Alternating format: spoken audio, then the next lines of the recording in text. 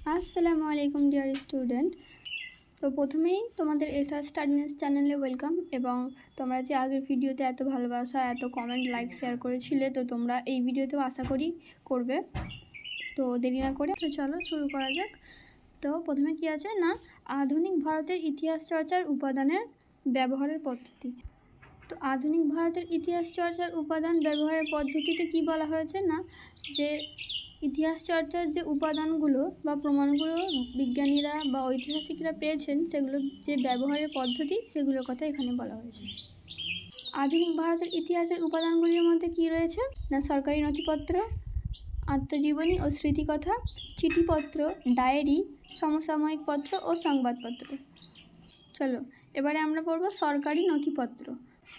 সরকারি নথিপত্রের মধ্যে কী কী পড়ে?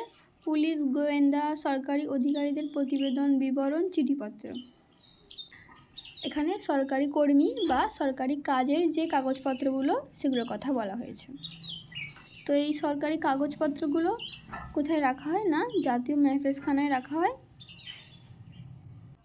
এই সরকারি নথি থেকে কি জানা যায়? সমকালীন রাজনীতি, অর্থনীতি ও সরকারি পদক্ষেপ এবং সমাজ ব্যবস্থার নানা পরিচয় এখান থেকে পাওয়া যায়। দেখো নথিগুলো আবার দুই ধরনের হয়, এক হচ্ছে গোপন, এক হচ্ছে সাধারণ। তো গোপন কি? যেগুলো পুলিশ এবং গোয়েন্দা বিভাগের হয়। সাধারণ বিবরণগুলির মধ্যে পড়ে সরকারি কর্মচারী, সরকারের ঘনিষ্ঠ ব্যক্তিদের বিবরণ, সরকারি প্রতিবেদন ও সরকারি বেসরকারি চিঠিপত্র, ডায়েরি, কাগজপত্র।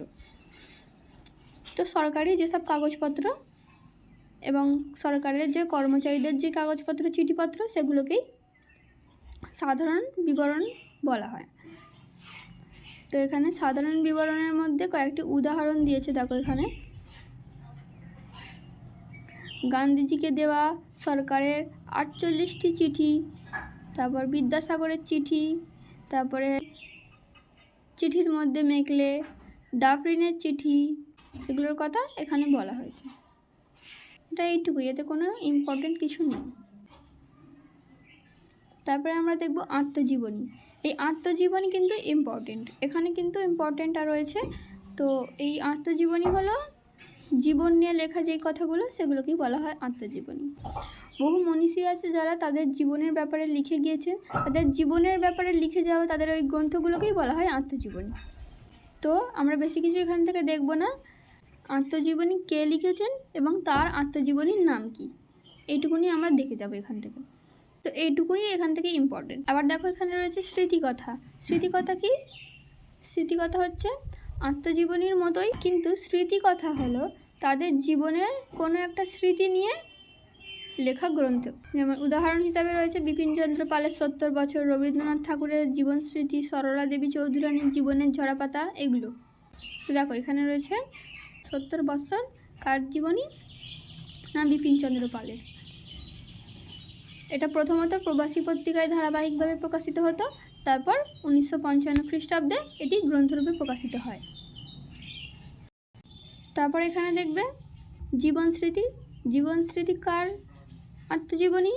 জীবন স্মৃতি হলো রবীন্দ্রনাথ ঠাকুরের আত্মজীবনী, যেটি প্রথমে প্রবাসী পত্রিকায় প্রকাশিত হয় এবং 1912 খ্রিস্টাব্দে গ্রন্থরূপে প্রকাশিত হয়। তারপর তোমরা দেখবে জীবনের ঝরাপাতা। জীবনের ঝরাপাতা আত্মজীবনীটি সরলা দেবী চৌধুরানীর। তো তার এই আত্মজীবনীটি 1944 খ্রিস্টাব্দে দেশ পত্রিকায় প্রকাশিত হয়, তারপর 1970 খ্রিস্টাব্দে গ্রন্থরূপে প্রকাশিত হয়। এই সরলা দেবী চৌধুরানীর লেখা কয়েকটি গ্রন্থ দেখে রাখবে। এই সরলা দেবী চৌধুরানী বন্দে মাতরম গানটি কংগ্রেস অধিবেশনে প্রথম পরিবেশন করেছিলেন, এটাও একটু দেখে রাখবে। চলো তারপরে আসবো আমরা চিঠিপত্র। চিঠিপত্র কিন্তু আধুনিক ইতিহাস চর্চার একটি গুরুত্বপূর্ণ উপাদান। এই চিঠিপত্র যেমন জওহরলাল নেহেরু, রামমোহন রায়, ঈশ্বরচন্দ্র বিদ্যাসাগর, এনাদের চিঠি থেকেও কিন্তু ইতিহাসের অনেক তথ্য পাওয়া গিয়েছে। প্রথমে রয়েছে ইন্দিরা গান্ধীকে লেখা জওহরলাল নেহেরুর চিঠি। তো দেখো, যখন জওহরলাল নেহেরু এলাহাবাদে ছিলেন, তখন তার মেয়ে ইন্দিরাকে 30টি চিঠি লিখেছিল। কত সালে? 1928 খ্রিস্টাব্দে। এই যে এখানে রয়েছে। 1928 খ্রিস্টাব্দে। এই মেয়েকে লেখা যে পিতার পত্র ছিল সেটার নাম ছিল letters from a father to his daughter. এই চিঠিপত্রটি 1929 খ্রিস্টাব্দে ল জার্নাল প্রেস থেকে প্রকাশিত হয়। তারপরে এখানে দেখবে এই চিঠিপত্রটাকেই মুন্সি প্রেমচাঁদ তিনি হিন্দিতে অনুবাদ করেছিলেন। তারপরে এখানে কিছু নেই। তারপরে চলো আমরা দেখব সাময়িক পত্র ও সংবাদপত্র। সাময়িক পত্র এবং সংবাদপত্র এই দুটি হলো ইতিহাস চর্চার গুরুত্বপূর্ণ উপাদান। সংবাদপত্র হলো যেগুলো সাপ্তাহিক বা মাসিক এইভাবে প্রকাশিত হতো, সাপ্তাহিক বা মাসিক ব্যবধানে প্রকাশিত হতো। তো আমাদের এখানে দেখতে হবে যে প্রথম সাপ্তাহিক সংবাদপত্র হলো হিকির বেঙ্গল গ্যাজেট ও প্রথম মাসিক পত্রিকা হলো দিগদর্শন। দিগদর্শন কবে প্রকাশিত হয়েছিল? 1818 খ্রিস্টাব্দে। তারপরে আসবো আমরা সংবাদপত্রে। সংবাদপত্র কি? যেই পত্রিকায় মানুষের দৈনন্দিন জীবনের কথা তুলে ধরা হয় তাকে সংবাদপত্র বলে। উদাহরণ রয়েছে যেমন ঈশ্বরচন্দ্র গুপ্তের সম্পাদিত সংবাদপত্র কি? সংবাদ প্রভাকর আর হিন্দু প্যাট্রিয়ট পত্রিকা। তো এখানে সাময়িক পত্র ও সংবাদপত্রের মধ্যে দুটি পত্রিকার উল্লেখ করা হয়েছে বিশেষভাবে, যা হলো বঙ্গদর্শন ও সোমপ্রকাশ পত্রিকা। সোমপ্রকাশ পত্রিকা 1858 খ্রিস্টাব্দে 15 নভেম্বর বিদ্যাসাগরের প্রেরণায় দ্বারকানাথ বিদ্যাভূষণের সম্পাদনায় প্রকাশিত হয় সাপ্তাহিক পত্রিকা সোমপ্রকাশ। প্রতি সোমবার এটি প্রকাশিত হতো, তাই এর নাম সোমপ্রকাশ পত্রিকা। এটি ছিল বাংলা ভাষায় প্রথম প্রকাশিত রাজনৈতিক সংবাদপত্র। এই সোমপ্রকাশ পত্রিকায় সহজ ভাষায় দরিদ্র মানুষের ওপরে অত্যাচার, কৃষকদের অবস্থা তুলে ধরা হয়েছিল এবং বাল্যবিবাহ, বহুবিবাহ এবং নারী শিক্ষা নিয়েও তিনি এই পত্রিকার মধ্যে তুলে ধরেছিলেন। এই সোমপ্রকাশ পত্রিকার মাধ্যমে ব্রিটিশদের বিরোধী হওয়ার কারণে এই সোমপ্রকাশ পত্রিকা বন্ধ হয়ে গিয়েছিল।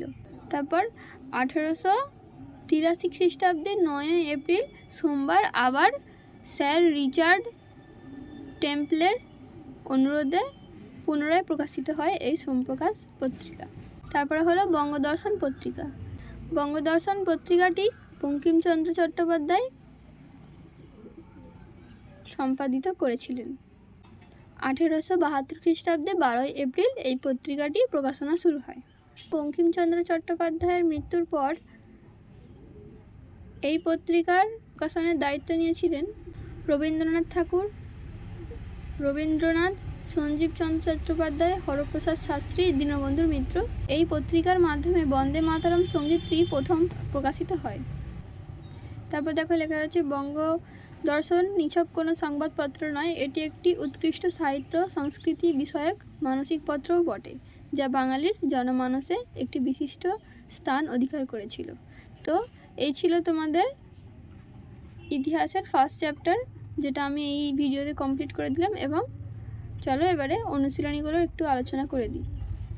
দেখো তোমরা এখানে প্রথমে রয়েছে বিভাগ ক, যেখানে একের কোশ্চেনটা, ইতিহাসবিদ্যা হলো অন্যান্য বিদ্যাচর্চার জননী, উক্তিটি করেছেন, এখানে হবে ট্রাভেলিয়ান, দাগ দেওয়া আছে, তোমরা সবাই দেখতে পাচ্ছ। তারপর দেখো রয়েছে 1-2, ইতিহাস একটি বিজ্ঞান, কমও নয় বেশিও নয়, উক্তিটি করেছেন কে? বিউরি। নতুন সামাজিক ইতিহাস চর্চা শুরু হয় কত সালে? 1960-এর দশকে। তারপর 1-4 দেখো, মোহনবাগান ক্লাব IF শিল্ড জয় করেছিলেন কত খ্রিস্টাব্দে? 1911 খ্রিস্টাব্দে। তারপর 1-5 দেখো, রাচেল কারসন যুক্ত ছিলেন কোন ইতিহাসের সঙ্গে? পরিবেশের ইতিহাসের সঙ্গে। 1-6 রেশম আবিষ্কৃত হয় প্রাচীন চীন দেশে। তারপর দেখো 1-7 রয়েছে, সত্যজিৎ রায় যুক্ত ছিলেন কোন ইতিহাস চর্চার সঙ্গে? শিল্প চর্চার ইতিহাসে যুক্ত ছিলেন। তারপর রয়েছে জীবনের ঝরাপাতা গ্রন্থটি হলো একটি আত্মজীবনী। 71-এর ডায়েরি গ্রন্থটি লিখেছেন সুফিয়া কামাল। তারপর বিভাগ ক এর শেষ প্রশ্ন, 1-10 সোমপ্রকাশ পত্রিকাটি একটি সাপ্তাহিক পত্রিকা। তো আজকের ভিডিও এইটুকুই, আবার কথা হবে নেক্সট ভিডিওতে। তো অনুশীলনীর বাকি কোয়েশ্চেনগুলো তোমরা তোমাদের সহায়িকা বইতে পেয়ে যাবে, বেশি আলোচনা করলাম না। আর ভিডিওটি ভালো লাগলে তোমরা অবশ্যই লাইক কমেন্ট শেয়ার করবে এবং এসআর স্টাডিনেস চ্যানেলকে সাবস্ক্রাইব করে রাখবে, যাতে পরবর্তী ভিডিও তোমাদের কাছে সবার আগে পৌঁছে যায়। সকলে ভালো থেকো এবং দোয়া করো। আল্লাহ হাফেজ।